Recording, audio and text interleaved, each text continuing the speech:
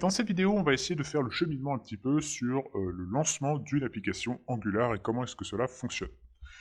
Alors, donc on a vu que Angular nous permet de créer des single page applications et que la seule page qui va être retournée, ce sera l'index.html. Et on se demandait également pourquoi est-ce que sur cet index.html, on n'a fait aucun JavaScript.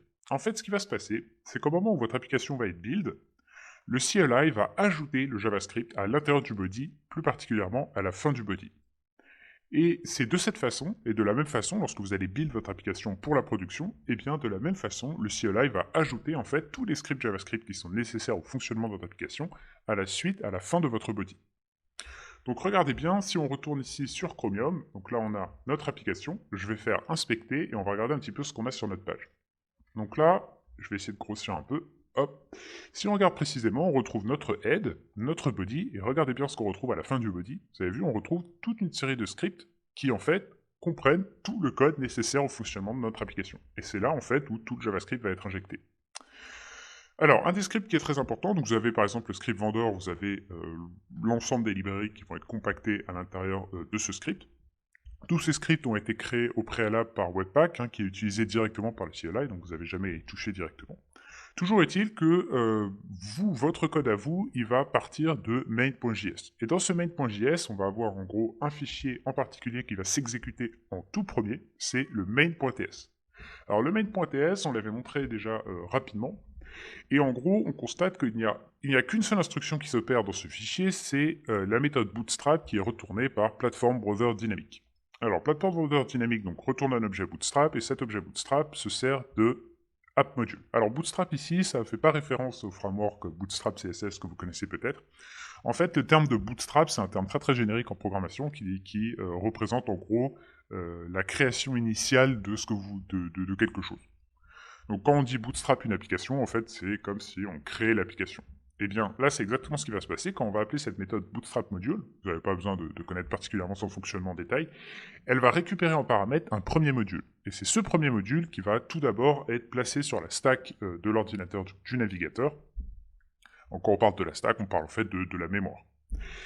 On va regarder un petit peu maintenant ce qu'on retrouve dans ce app module. Alors on ne va pas aller dans le détail du app module pour l'instant, mais on va quand même regarder un petit peu à quoi ça ressemble. Donc comme vous pouvez voir ici, on a déjà un décorateur ngModule avec le arrobas, comme on avait le arrobas component. Ici on a le arrobas ngModule, et on voit qu'on a également un certain nombre de propriétés. Parmi ces propriétés, qu'on passera en revue évidemment plus tard, on a également une propriété bootstrap qui est intéressante. Et cette propriété bootstrap, regardez ce qu'elle prend. Elle prend un tableau, et dans ce tableau, on a le app component.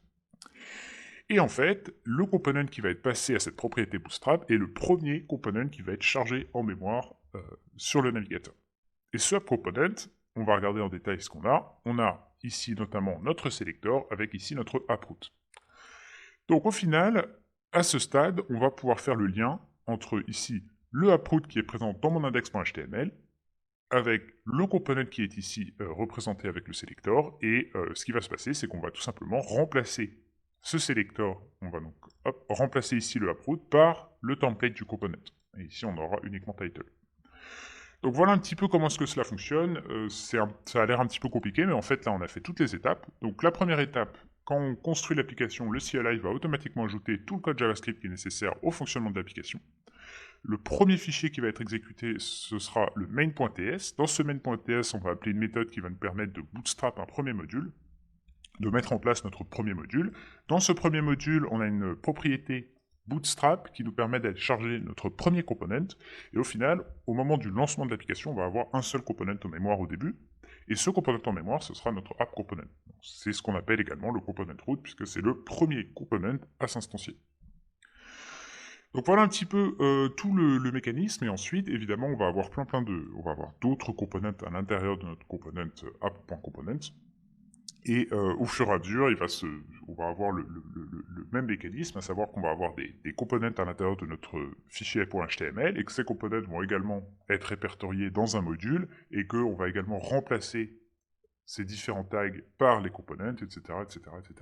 Alors, de cette façon, on a quelque chose de très très performant, on a une architecture très performante, puisqu'en fait, au lancement de l'application, on aura un seul component qui va être stocké en mémoire au début, hein, avant que d'autres components se chargent au fur et à mesure, et ce component, ce sera donc ce component root. Ça nous évite en gros de devoir charger l'intégralité des components directement au lancement de l'application, ce qui poserait des gros problèmes de performance. Donc là, on reste très très simple, on charge le premier component, puis après, on va charger les autres components au fur et à mesure qu'on en a besoin à partir des templates de nos différents components. Voilà un petit peu comment fonctionne Angular. Vous avez vu, finalement, c'est pas si compliqué que ça. Une grosse partie de la complexité est de toute façon prise en charge par le CLI, donc on n'a pas à s'en soucier.